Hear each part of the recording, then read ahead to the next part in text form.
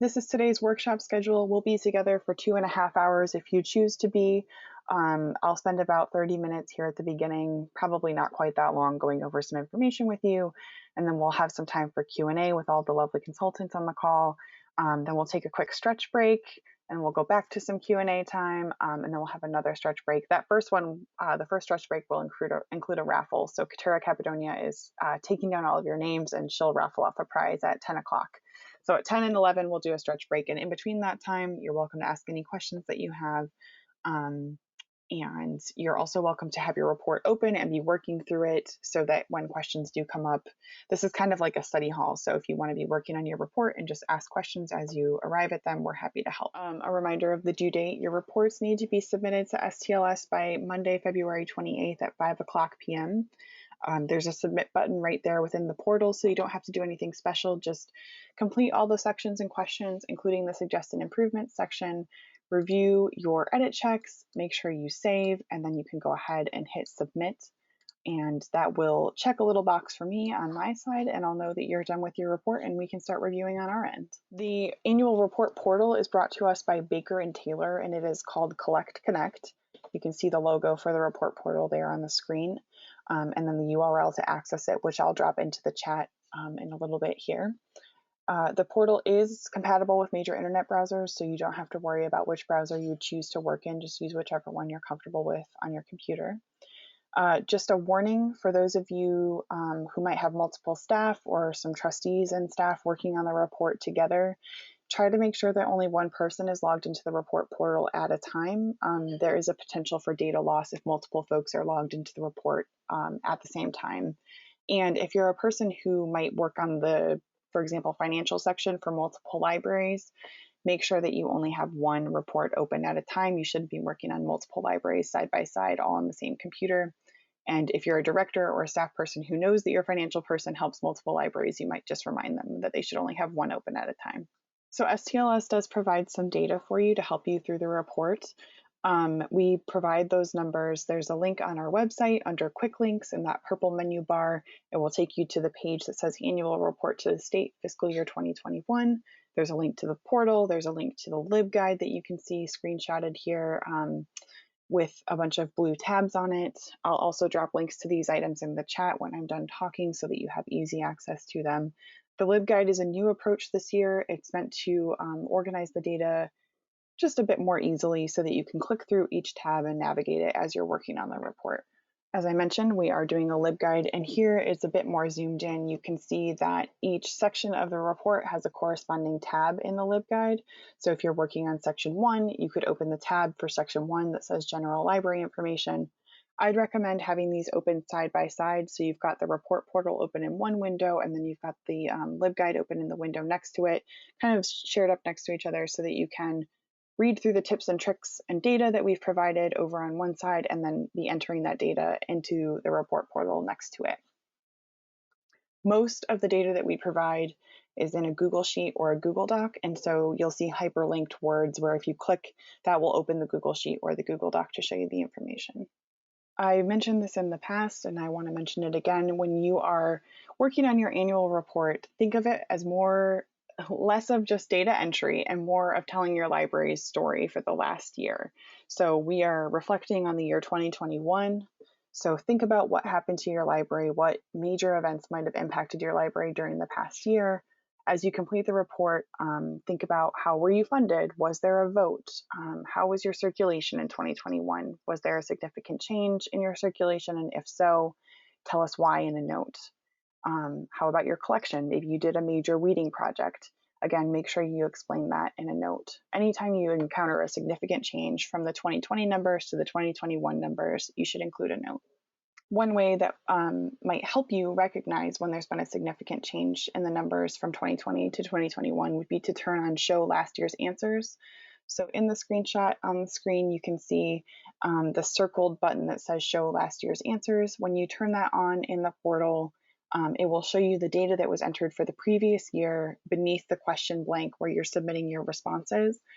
And that way you can see this is what was answered either by myself or the person before me for 2020, and compare that to the data that you're about to enter for 2021. And if you feel there's a significant change, that's when you'd want to include a note. So for adding notes in the report portal, you'll see there's the question on the left-hand side and the blank where you would put in your response to the question, and then to the right of that, there's the option to flag the question or add a note. Flagging is a great option if you have questions that you encounter that you're not sure about, or you need to follow up with your treasurer or financial person. And then adding a note is the place where you would explain why there's been a significant change from the previous year, or if you're getting an edit check and you know that the data you're entering is correct and you need to use the note field to explain what's going on with that number. So you would click the little note icon, it will open a box below the question where you can enter the text to explain the change, and then hit save and it will save that note for you. Just a note about notes, you do need to say more than "this is correct." So it is certainly possible that the data you are entering in that question response blank is correct, but the report portal might still give you an edit check, and that can be frustrating because you know the number you're entering is correct. But just writing "this is correct" in the notes field is not enough of an explanation for the state. You do need to give more of an explanation as to why that number is correct. And if you're struggling with that, feel free to send me an email and we can talk about formulating a note response that resolves the edit check in a more satisfactory way. This slide is my reminder to save, save, save. I can't emphasize it enough. Please make sure you save. So save every page before you click next. Save even if you haven't entered any new information on that page. There are certain sections of the report that will use data that you've entered to calculate in locked fields, and those calculations may not change or save until you click save. So just make sure to seek out that blue save button before you click next. This reminder comes often as well. Suggested improvements section. It is the last section in the report navigation over on the left-hand side of the report portal. It's all the way down at the bottom. It seems like it's not important, but it is. If you do not complete the suggested improvement section, the state will come back to me in a couple of months and tell me that they need you to complete it, and you'll want to not be thinking about the annual report in a couple of months, so just go ahead and get it out of the way and complete that section before you submit. All right, so I'm going to turn it over to Mandy for just a couple of moments, and she's going to talk about a specific set of data called registered borrowers. While Erika's doing that, I'll just kind of get started. Most of the data that we provide is just kind of done already. So you just have to plug in the number that Erika has in the spreadsheets. But it's a little bit more complicated for the annual question about registered borrowers versus registered non-borrowers. So just a quick reminder of exactly what the annual report is asking for when it comes to resident versus non-resident borrowers. Resident borrowers in question 3.2 is cardholders that reside in the library's chartered service area. And then the registered non-borrowers are cardholders that did not live in the library's chartered to serve service area. And this is where we pull that information from. So we run reports in BCA, and Erika kind of compiles all of that information and puts it into a nice spreadsheet. But that data point itself comes from workflows, and it comes from, this is just a screenshot of display user. It's my account, so you can see that the city that I live in is actually Pennsylvania, because none of the cities in Pennsylvania are part of STLS library chartered to serve area. We're all kind of grouped together as Pennsylvania. But if I lived in Addison, for example, if my address said Addison over here, then I would want to make sure that my city and my workflows account says Addison. And that's where we pull those statistics for the report from. And then, as Erika mentioned here, we have the quick link. Then I'm going to go to the data and instructions. And the registered borrower information is going to be in section 3, which is library programs, policies, and services. And then right down here is the spreadsheet. Okay, so here's just another thing that Erika pointed out before about notes, adding notes. Pretty much every library in STLS is going to have a note this year, because the registered borrower numbers and the resident number and the non-resident number are going to be lower than last year, because we did that system-wide purge of inactive users. So here's a place where you're going to probably definitely need that note. The spreadsheet itself, you can see here we have kind of the basic numbers of resident versus non-resident. And for some libraries, such as Addison, I believe their service area is just the town of Addison. So all they need to do is look at this first page of the report, and they get their numbers and they report them. For some libraries like Hammondsport, it's just a little bit more complicated. So here you can kind of see right away that Hammondsport's numbers look a little bit weird. It says that they have 448 resident and many more non-resident users. So anytime that happens, it's a kind of a good indication that you'll want to look at the full data set for your library if your library is in that situation. So the full data set includes each library and all of those different cities that are in the workflows dropdown. So for Addison, you can see here, what Erika does with this spreadsheet is she takes everybody that has a Addison card, and then for those that live in Addison, those are considered the resident users, and then everybody else is considered a non-resident user. So that's one of those straightforward examples. If we scroll down here for Hammondsport, you can kind of see right here how it's a little bit different. So Hammondsport is one of those drop-down options and workflows, but there's also a Hammondsport Village, which they break it down further for some of their patrons, the patrons that live within that village, which is also part of their service area. And then if I scroll down even further, I see another part of their service area, which is the town of Urbana. So for Hammondsport, they actually have to add all of these numbers together and then subtract to get the full picture of their resident borrowers, and then subtract that from their non-resident borrowers. All right, so back to the slide here for Hammondsport.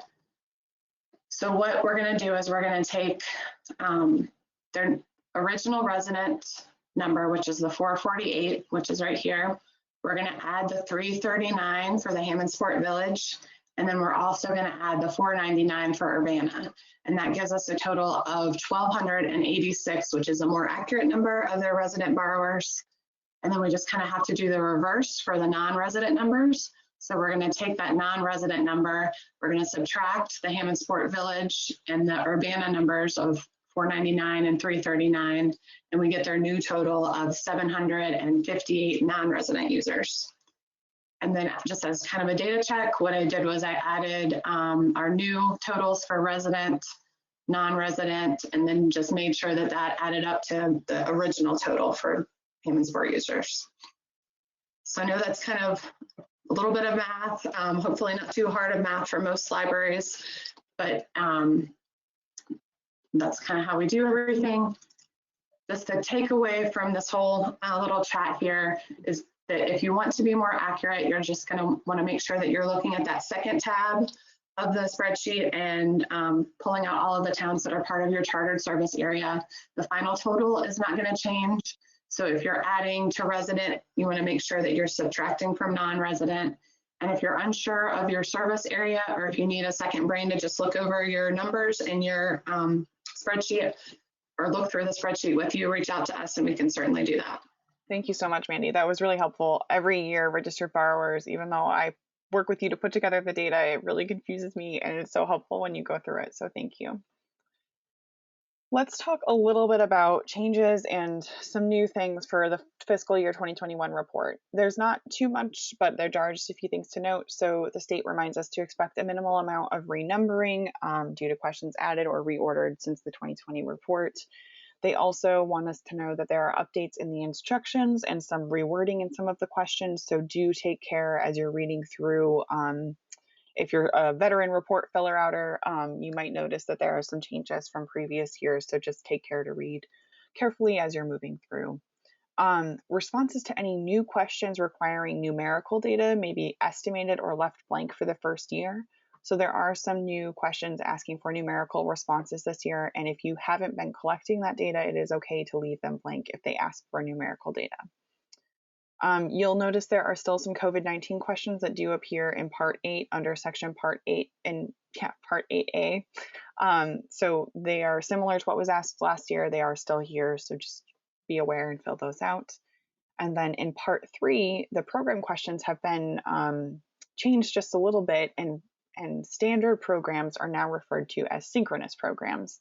And I'm going to go into a bit more detail about synchronous programs on this next slide because it is sort of a big change. For the 2021 report, we are using language called synchronous programs versus asynchronous programs, and this stemmed out of the the wealth of online programming that we saw and virtual programming that we saw happen during the COVID-19 pandemic. So synchronous programs are what were previously just referred to as programs. They are now called synchronous, which means they are programs that happen live, which includes all in-person programs and then some virtual programs. And since the definition of a library program already included all of those in-person programs and live virtual programs, this revision does not change the method in which the data was previously collected. However, asynchronous programs are a new thing, and these are the pre-recorded and offered to patrons for viewing at any time, workshops, story times, things like that. So the fiscal year 2021 report will ask about virtual program sessions, which are pre-recorded, and then asynchronous virtual program views, which are recorded within the first 7 days after posting. And I'm going to turn it over to Lori Brown for just a minute to talk about this definition of programming. So as far as we can determine, they haven't actually shared this definition with us this year. This is the definition that they gave us last year from IMLS. That a program, or what is now being called a synchronous program, is a planned event which introduces a group to a broad range of library services and activity, and they provide information directly to the participant. Now, the bold-faced and underline are my emphasis. You won't find that in the annual report at all. I do urge you to, as you're answering questions, especially these are areas that I've changed, is to click on the little question mark next to your question, which is where the instructions are. Is that still true, Erika? Yes, yes, okay. Because sometimes just rereading that before you start entering the data is a sure bet that you're going to have the right kind of thing. So this just gives you an idea of what a synchronous program is. Another update to the programming section for this fiscal year is the addition of more age groups. Children's program will be broken out further by age. So beginning this year, you'll see there are separate questions for ages 0 to 5 and then 6 to 11, where previously they asked about that whole group as ages 0 to 11 for children's programming. So they will ask about those specific age groups, and they might ask for numerical data. That's a place where you might not have been collecting data broken out by 0 to 5 and then 6 to 11, so it's okay to leave those blank. And for 2021, they will retain questions that ask about 0 to 11 more broadly. So you should have data on that age group because it's been that has been the case in the past for these reports. But do note that going forward, so beginning, ideally, we would have started in January of this year, but beginning now, please make sure you are tracking children's programming using the 0 to 5 and 6 to 11 categories, because they will expect numerical answers on the fiscal year 2022 report next year. This is just one more reminder to please fill out the suggested improvements section. I know it might seem silly, but it often gets overlooked, so please do seek it out and make sure you fill in the answers that are the questions that are in that section. And after you've done that, you would be ready to submit.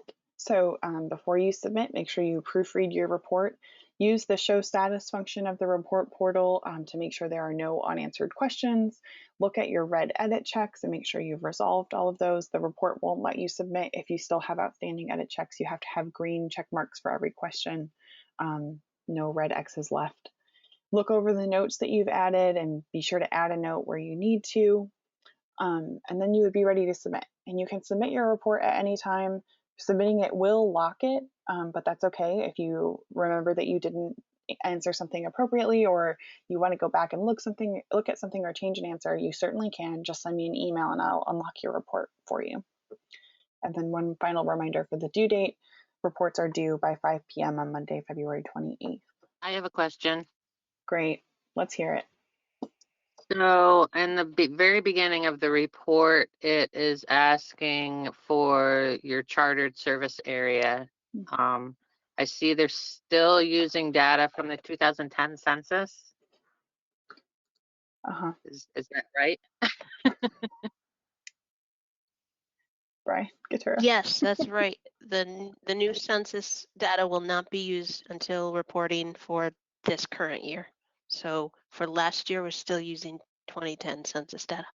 Yeah, just for some additional context, since we'll all be doing this for multiple years, That field, the state library updates on our behalf. It's not something that we update, and they keep it locked, so it's impossible for us to make that change at the regional or local level. So just moving forward, if it's not the most current data, it's not our problem. It's theirs.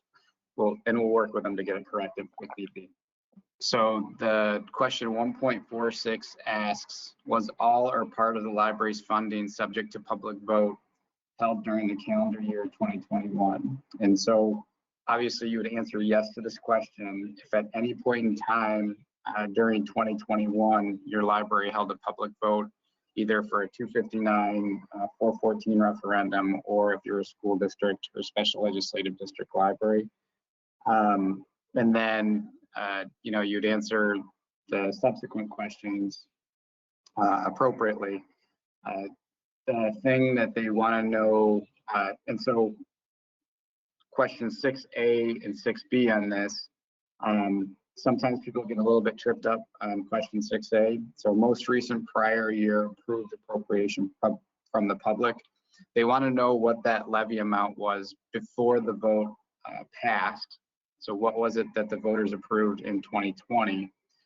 And then they want to know what so 6B would be the amount that it increased by, not the levy, but the amount that it increased by compared to 2022. And then when you add 6A and 6B, it should be the total levy amount in 6C for what the difference between the 2020 levy is and what the voters approved in 2021.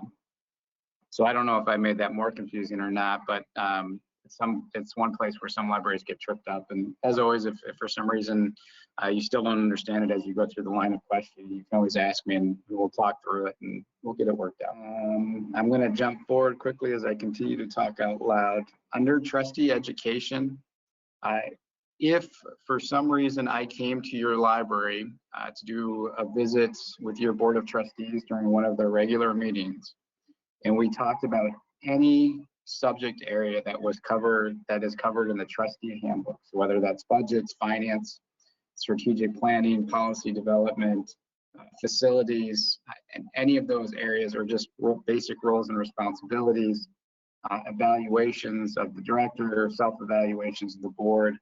If I was physically present in your building or I provided any consulting services remotely, you can check the box for all of your trustees when it comes to trustee education, because that all qualifies as trustee education. So just because they didn't sign up for an STLS trustee workshop and participate in that workshop does not mean that they didn't participate in trustee education.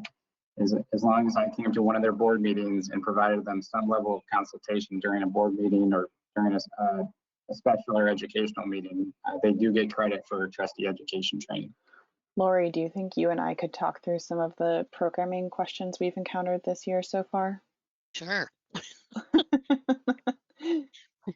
We have as many questions now as we had when I started this 20 years ago. They keep changing now. I think the first thing I would say before we actually get into any actual program is remember that the annual report is a snapshot of information and activity that you have done that compares with the library down the road, the library in Pennsylvania, and the library in Montana.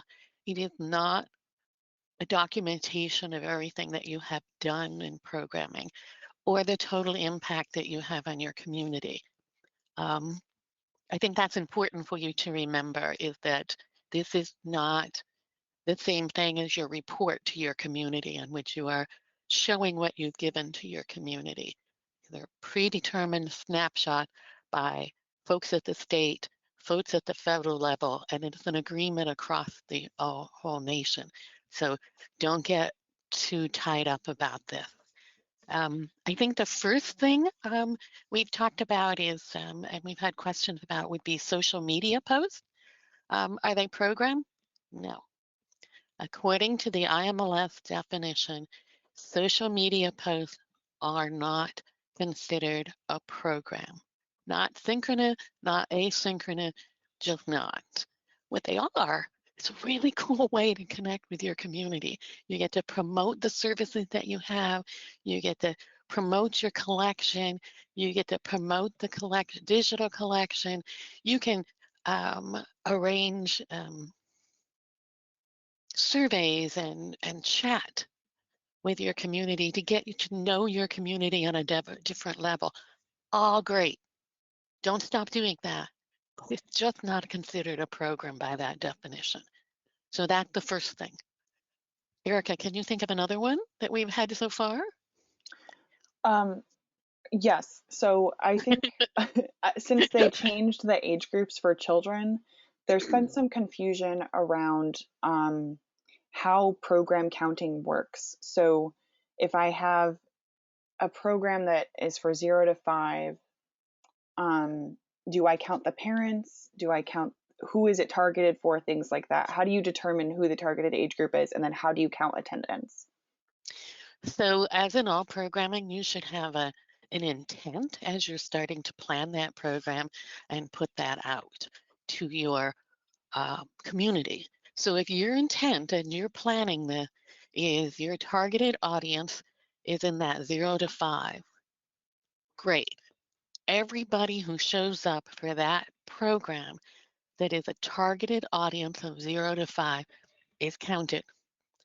So if Johnny brings mom, dad, and great grandma, they're all counted in there in that 0 to 5. You don't separate them out.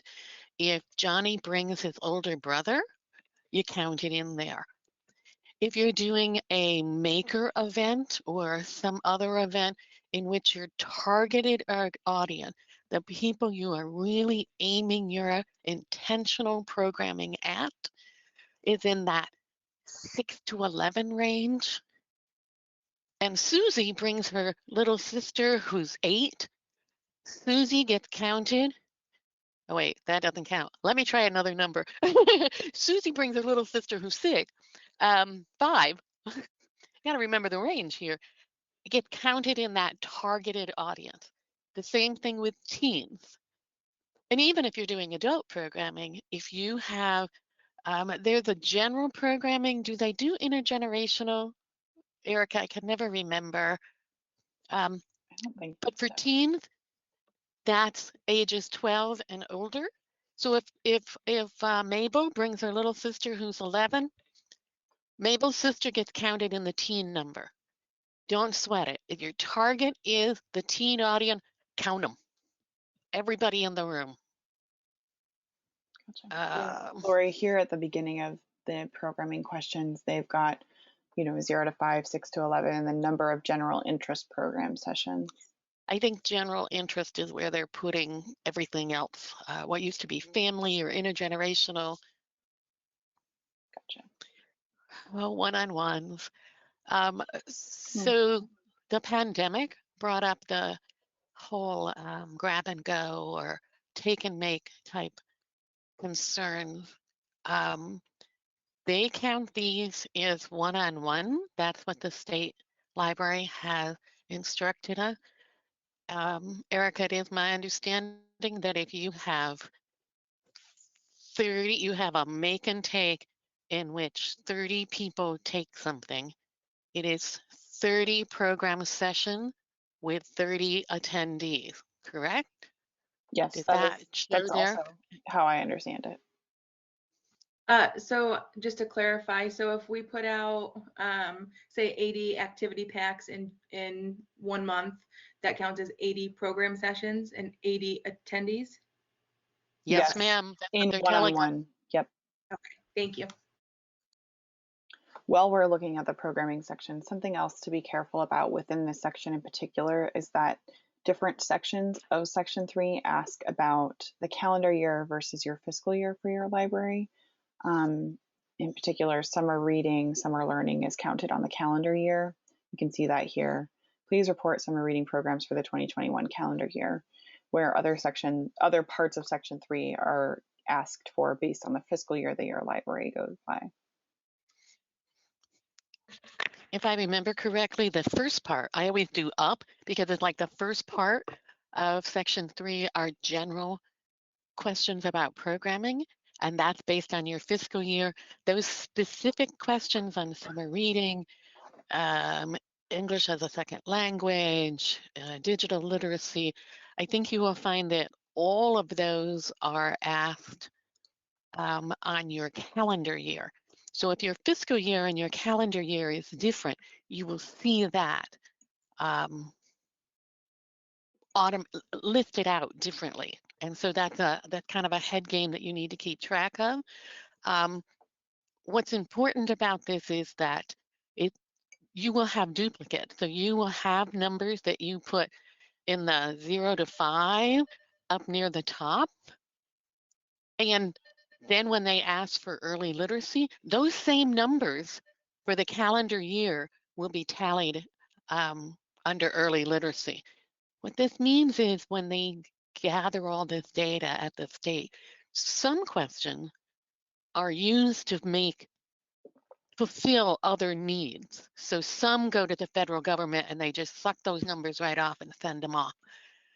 Early literacy may only go for some activities here.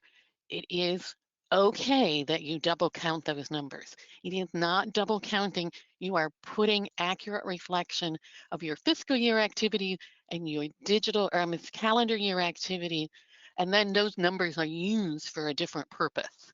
So STLS provides some data for Section 9, and this is asking about the type of internet that you have at your library. And Ken, I might just let you talk about it more eloquently than I will, if that's okay. You're gonna make me squint and try to read that on my screen. So the first thing we have is the type of connection that on the outlet's public internet computers. Yeah, so we keep track, and we actually contract the service for most libraries for internet access, and we so here identify whether it's a fiber connection, a cable connection, or a DSL connection. That's probably the limit. Maybe there's a wireless one as well for one of our libraries. And then what the maximum and is it maximum and minimum or maximum? It's download and upload. They want to know maximum download speed. Maximum. So for fiber connection, those are the same speed both directions. For cable and DSL, they are not. Everybody on there's a note for STLS fiber. Those libraries have up to 1 gigabits per second, both upload and download. And then you'll see some that are Spectrum fiber that could be used as well. After that, so those are the numbers that they haven't changed since last year, unless you're a new STLS fiber library. And then for Wi-Fi access, the Meraki access points actually count each login session and use of the internet. It's a pretty accurate number. If we had one of those devices in your library during the year that was being used, that's the number. So you'll have, it's interesting seeing some libraries with double the usage from 2020 or as much as 40% reduction, just based on when they were open and what may have changed throughout these crazy years. I can tell you that we already know that for next year the numbers are going to be higher. We're seeing an increase from users using the external access points that have been installed. So in many cases, as much as double the usage for patrons that are accessing that Wi-Fi from not in the library. So, and that's it. We have 6 libraries left to install those access points. So it could be your library doesn't have that yet, but we're almost 90% complete, and we're just waiting for the date for the contractor to get back to those remaining libraries. So that's great. Thank you. Happy to answer any questions. So. I have a question for you. What if I'm one of the few libraries on the sheet that there isn't data for? How should I get that information? You can guess. So in a few cases in 2021, we didn't have a Meraki device supplying Wi-Fi. One of the libraries, I think the the vendors, the ISP vendors equipment was left on in Wi-Fi mode during the year, and that was the Wi-Fi that the patrons used. And then another entity, could have been a reading center, I'm not sure, had their own IT staff that provided Wi-Fi from a different device. So we've changed those, and for 2022 we will have data in those cases. Okay. And when I want to know my maximum download and upload speeds, I can use an internet speed test, right, to figure that out, at least if I'm a library that doesn't have data? Yeah, you can. One of the problems with those is that's a snapshot in time at that very moment when you click that. So it may not actually be the number that you're contracted with your ISP for. Often it's going to report something lower, and it's alarming if it's dramatically lower. But the other caveat is you're generally supposed to do that from a wired computer as well. So you're not going to get necessarily an accurate representation if you pull out your phone, connect to the Wi-Fi, and do a speed test. So there, often the phone is the bottleneck, and we have more than I would expect that we would have, but those are ones that STLS doesn't contract for the internet service. So I was going to chime in real quick and just say that a lot of times it will be on your bill, your service provider bill. So if Belmont, for example, has Spectrum, hopefully it will be listed on their monthly bill what their speed is. And they can also reach out to their service provider directly and ask them. Gotcha. Thanks, Mandy. That's helpful. What do we want to know about FTE? What is FTE? How do I calculate it? Yeah, so you kind of caught me off guard. Full-time equivalent is the number that you use as a library or an organization to determine what full-time status is within the library. So, and it really ties back to your personnel policy. Libraries are all over the place on this. Normally, it's derived from what the library director works, because some boards just, let's say you work 30 hours a week, they believe that that's full-time for their library because you're the person that's working the most hours, or the library director is the person working the most hours and probably receives the highest hourly rate of pay. So really it's tied back to your personnel policy. There's no right or wrong in terms of determining what you define as full-time equivalent or FTE, but you do have to make sure that you're consistent across the board once you determine what that FTE is. So let me try to do some simple math in my head here. So if you, let's just say your board's personnel policy says that FTE is 30 hours per week, but the annual statistical report wants to know what everybody else in the organization, or how many FTEs are employed in the organization other than the library director, because that's a question. And let's say you only have one other staff member that is working in the organization and they work 20 hours per week. The simple math would be you would take 20, which is the number of hours per week that other part-time person works, and you would divide it by 30. And so that person's FTE would be 0.66.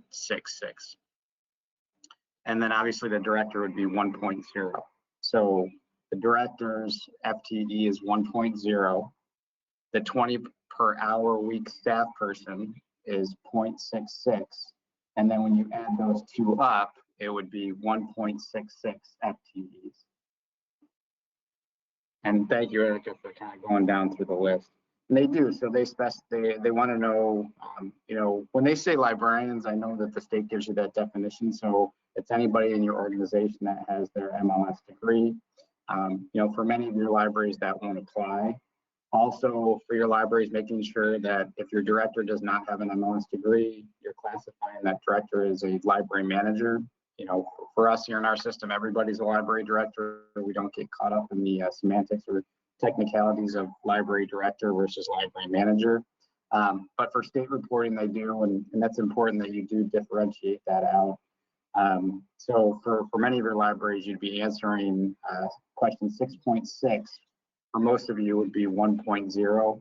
I'm not sure which library we've got up right there, but it shows 0.51. So it's possible that this library's personnel policy shows the library director, or shows that full-time status for a position is 40 hours per week.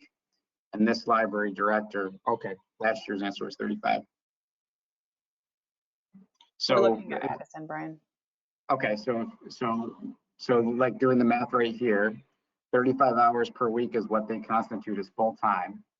And they say that their director is working 35 or is working 0.51. So essentially their director is working half of 35 hours per week. So about their director probably works 17.5 to 18 hours per week. And again, this is one of those questions, like if you have all the information written down based on like the number of people you have employed, the number of hours, the number of average hours they work. I know some part-time staff, you know, they're 5 hours one week, 3 hours the next week, and 10 hours the following week. You just got to take the average of what they work over the course of 52 weeks per year and just do your best. It doesn't have to be exact, you know, down to the exact number, but you just want to take your, you know, best guesstimate of what it is that they work per week, and then try to compute that based on the number of FTE hours. Thanks, Brian. That's really helpful. Is it really helpful? Yeah, I think FTE does. It seems to be a source of confusion every year, and especially I think it's easy when you're looking at one staff member, like the library manager, and dividing by that total number of hours that the board considers full-time. But then when you get down to 6.10 and it's other staff, it's a bit confusing when that number is higher, but you have to remember that it's all other staff added together, right? So. Yep. And it's, I mean, the best way you start that is just, so this is where it gets a little bit complicated. Not all boards have a personnel policy set up that says we compute FTE by, like Addison said, 35 hours per week. And in those situations, you know, it's really just the director having a conversation with the board. And, you know, the director kind of has to coach the board up because maybe the board doesn't understand it either. And that's fine. You know, I think a reasonable way of going about it is if you don't have something in a personnel policy, somewhere between 30 and, you know, 40 hours per week is a good range for an FTE baseline. Brian, we have a question in the chat that asks, what is a vacant library specialist? So that's 6.9 here on the screen. I can talk a little. Can you pull up this? Yeah, pull up the deal or Bibliostat Connect's instruct definition. So unfortunately, it's not showing the pop-up window, but here they talk about the specialist or paraprofessional, the position with the title of librarian where the incumbent does not hold a New York State Public Librarian certificate and does paid work that usually requires a certified librarian with professional training and skill in the theoretical or scientific aspects of library work, or both, as distinct from its mechanical or clerical aspects. Erika, there was another question from Jesse too. I don't know if you saw that yet. Thank you. Does all other staff mean everyone's hours added together? So Jesse, that one's a bit easier to answer.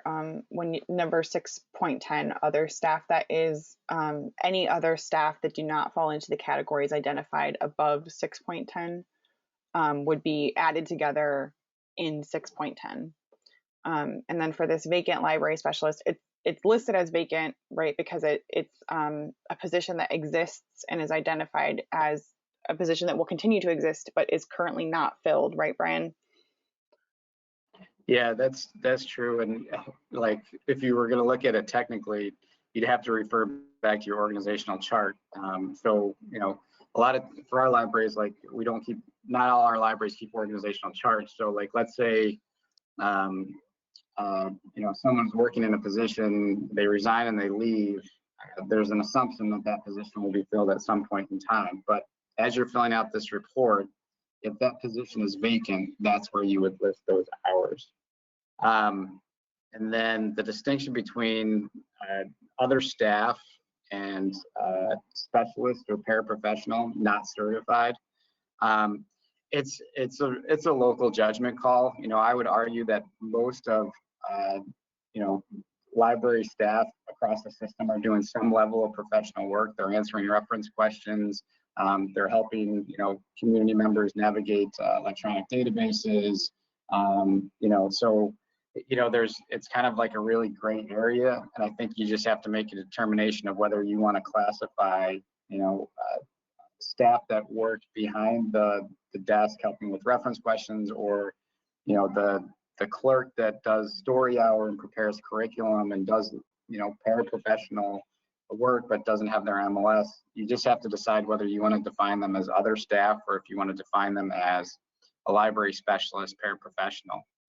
You know, other staff, if you have somebody that their only responsibility when they come in is to shelf books, to shelf read, and then maybe do some other clerical work like, you know, physical processing of materials, then yeah, you'd probably list that person as other staff. But if you have another staff person that's doing some of those things or all of those things, but they're also doing reference transactions and story time and, you know, developing pathfinders or updating your website, you might want to put them under library specialist and paraprofessional.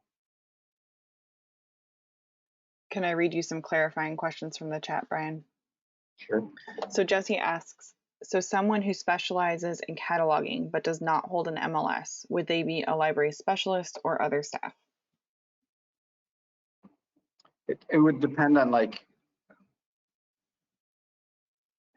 what other duties they do. I might include them as other staff.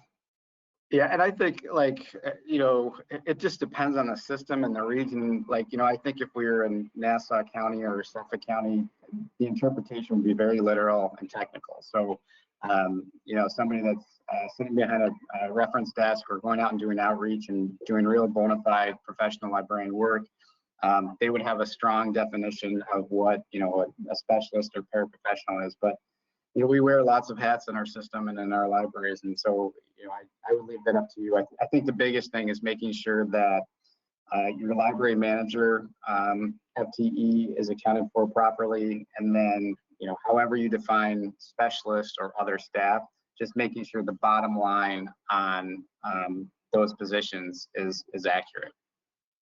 So 6.12, making sure that that number best reflects who's employed at this current place in time. I had to step away for a minute, so I'm sorry if we covered this. But did we do anything about construction aid money? That's something I run into every year, and I know here I have a lot of projects. So I know maybe that might be confusing for me because I really haven't had to fill it out in the past. I've had our treasurer did it. Gotcha. Thanks, Kelly. That's a great question. And I think that Brian will turn on his mic. And Brian, I can navigate to the appropriate section of the report if that's helpful.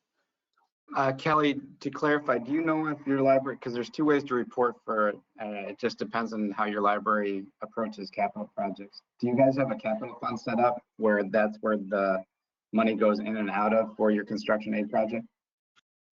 So I believe, so we have an investment account, and I believe we just move money from our investment account into our general budget. I think that's where the construction money is going. It's like a separate line item in our budget, if that makes sense. Yep. So just give me a couple of seconds because I'm going to be able to answer it for you specifically, but then also for the group as well in case they do it in a different way. I'm kind of flipping back and forth between different screens here to get the best answer. So 11.9 right there that Erika has up on screen. So that would be where you report construction aid revenue. So that's for any library that doesn't take, so if any library is doing a construction aid project and they're taking money for that construction aid project, but they plan on expending that money, well, even if it's in the same year or in a different year, but basically they take that money in and they just put it in their checking account, or they put it in their savings account, which will eventually get moved to a checking account. So that's where 11.9 is where you would record that revenue. So the check that you got from the state to do that construction aid project, that's where you record it as an 11.9. And I'm going to just make the assumption, unless anybody else brings it up, that's the way you do it. Unless you have a capital fund set aside, I'm kind of looking at Pauline because I know Corning does this, but I'll work with Lori on it at Southeast Steuben County Library. But if you take money and you put it into an actual capital fund, then you have to record it on the annual statistical report under the actual capital receipts and capital expenditures part of the report. But it doesn't sound like anybody on this call has to do it in that way, so we're just going to present it the way that I just presented it to Kelly, which is reported on 11.9 for revenue. So I'm doing the annual total hours. Can I just take my weekly hours and multiply it by 52, or do I have to go through and actually count the holidays and snow days? Nope, multiply by 52. Sorry, Erica, 1211. So if you scroll up, so we identified where you would report your construction aid receipts, and then 1211 would be from other funds. That would be your construction aid expenditures, because it's a capital expenditure. It's not a repair to your building, so it's something that if you were doing balance sheets, it's something that you would depreciate over time. It adds equity to your actual building, so it's an actual asset. So it would be recorded under 12.11. So when you get that check from the state for a construction aid project, you record the revenue at 11.9, and then you record the expenditure on question 12.11, as long as you're not putting it into a separate capital fund. But Kelly, the way that you referenced it for Watkins Glen Public Library, I don't see it as you guys actually putting it in a capital fund. You're just putting it into a savings account for a later date when you actually have to cut a check for those works. Thanks, Brian. We have another clarifying question from Jessie at Cohocton. She says Cohocton has a small capital fund savings account and a CD intended for construction aid or capital projects. These were just opened this year. Would these be reported in 13? I think she means section 13. Yeah, Jesse, I would just refer to it as clarifying question, if you can just put it in the chat. And I know we talked about this before. The accounts that you just established for this year, do you plan on having those accounts open indefinitely, or are they just open for the current construction project that you're doing? She says the savings is open continual. The CD comes up in the summer, and we will use that to pay any remaining construction costs. And one more, that's strictly, so all the money that you're putting into that single savings account, that's for capital expenditures and receipts only, right? And then you have a different savings account that's for operational expenses like program salaries. Yep. Okay. So we'll report that under, we'll treat it as capital fund receipts and expenditures. So under the section 13, capital fund receipts, state aid received for construction. So the check that you get from the state will be reported in 13.4. And then if you go to the capital aid expenditures, Erica, then 14.1.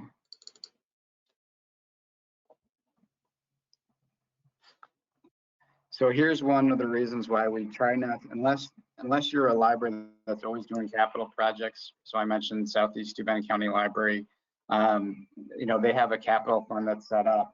If you're going to go down this route, I think it's a good approach. Jesse, I know we talked about your capital fund policy and making sure that that was in place to identify, you know, what those funds are for, and that's a good practice. It just gets tricky to make certain that like you close out your capital fund. Like, so some other things that you're going to have to do, maybe not this year, but in 2023 for 2022, is you're going to have to account for any of the interest that you received on that capital account, which might mean some extra work for your treasurer. But anyways, for right now, I would just approach it as, you know, taking on that line item that we showed you on capital project receipts, and then all the money that you expend through that should be line item 14.1 capital expenditure, construction capital expenditures. Okay, and then I know that there's another question up there that I should probably answer. Yeah, so Candy has a question about votes back in section Yep. 1, so I'll get over there. If there was no vote in 2020, oh, sorry, Brian, do you mind if I read the question? Go ahead. If there was no vote in 2020, should I still put in the school district information that would have been if the vote was done? And then she never mind. Candy, there was a vote in 2021, right? There we go. Got it. Finally. Working on 3 different computers here. There was a vote in 2021, but this is the one prior to 2021. And in 2020, we didn't have a vote. Right. So so we're trying to answer question 1.46. Yeah, I was asking to a prior year. Should I assume that means 2020, or should I assume it means 2019 because we did have a vote in 2019? So what I'm going to do, Erica, if you can just pull up the public votes section. Yep, here it is. Thank you. So 1.46, you're going to answer yes to this. Okay, and then you're going to fill out the rest of the information. So 1.46-1, name of municipality, that's Camp School District. But that says prior year to 2021, and in 2020 we didn't have a vote. Right, I know that. So, okay, so all or part of the library's funding. Yep. So hold on just a second. So was all or part of the library's funding subject to public votes held during the calendar year 2021? So they don't care what happened in 2020 or what didn't happen in 2020. They all are, in this question, they're only concerned about what took place in 2021. All right, so 147, not 146. It said, did the library receive funding from an appropriation which was approved by public vote in a prior year, prior to calendar year 2021? Yeah, and this is where it gets confusing. So if you look at the red up above, if you answered yes to question 1.46, everything should be NA for 1.47, because you answered yes for 1.46, and they say that this question should only be answered if you answered no for 1.46. And that's all they're trying to get at here, is they're just trying to find out when was your last vote and how did it play out. And so if you had a vote in 2021, all you have to do is answer the question 1.46 and then enter NA for all the questions and fields in 1.47. It's tricky. It's tricky. I would say like a third of the libraries, we always have trouble with it every year, like for a third of us, and it's fine. It is. It's like I've had to read it multiple times, even when people bring up questions like, wait, what is that asking again? So now I've done it enough. I'm just like, I only know it that one way. So what should I answer to the, because last year's answer was yes to it, to 147. I don't know. This end, so what's the, Erika, did you click on the drop down? Just says yes or no. Hey, you're not supposed to answer it. I don't know. It should accept a blank response. Okay. So like this one blank. Currently, you'll see here, just this check mark. But if I change it to no, I can go back and choose blank. I thought it was NA. That's okay. So yeah, I would leave it blank and then NA for anything that you can enter. So don't choose any. Leave it blank for the drop downs and then write NA for everything else. All right. I'm sure I'll have enough wrong answers on things once I get to the end. Go back to Nicole's question about where open hours are recorded. So that's section 8 and also in section 9. So section 8 asks about public service information. Number 8.13 is annual hours open. So this is a grayed out question because it's pulling totals from above. So Nicole, this 8.13 is going to some responses, but you don't have a bookmobile, you don't have branch libraries, so you wouldn't answer anything for 8.11 or 8.12. It's going to pull that total from 8.10 annual total hours for the main library. And what you enter here, and then it will sum, and it will be the same number for 8.13, should match what you enter in section 9, question 15. So let's go look at that one. Here again, public service hours per year for this outlet. Jesse, little free libraries do not count. Thanks for asking. And Nicole, within the LibGuide, there are some tips about doing public service hours calculation. So under section 8, public service information, you'll see here we have annual total hours with some information about how to count that. You should only count hours when the library was fully open, meaning patrons can come inside, browse for books, use the computers or the restrooms, etc. Curbside and lobby hours do not count. And then we make the note that 8.13 should match 9.15. And then in section 9, we have a section again about public service hours here with some information. Brian, could I ask you to talk a little bit about the financial sheets that STLS sends out to all the member libraries and what they can find there and why we provide that data, things like that? Yeah, so our business office puts together just the things we know on our end from a revenue standpoint. So local library services aid, which is your state aid for operations, construction aid, any grants that you received from the Foundation for Southern Tier Libraries or through your outreach mini grants. We've sent you, and also for those libraries that are in Steuben County, we send out that information to you each year. So you should have received that information just a couple of weeks ago. We're trying to do it for 48 different libraries, so each library has very unique information.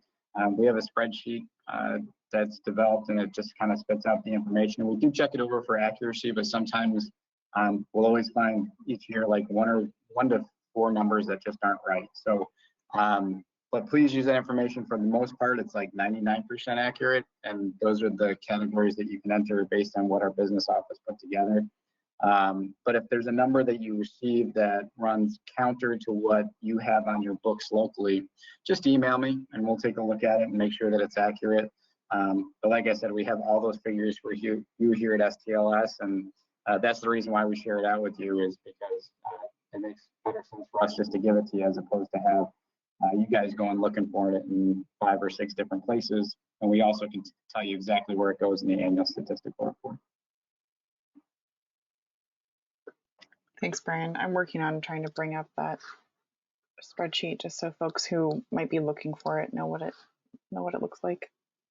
All right, so on the screen now is an example of the sheet that Brian just described that comes out from STLS via delivery. So that would have come in your green pouches. It's been some time. These came out a few weeks ago, so you should already have it. If you missed it in delivery or you can't find it, just send me an email, or Brian, you're welcome to email me, and I'll get you a copy of it. I've got them all here. So if you're not familiar, maybe it got thrown away on accident, that's totally fine. Just let us know and we'll send you a new one. I see your question, Jesse, about library-sponsored programs versus non-library sponsored programs. And there is a spot to enter that.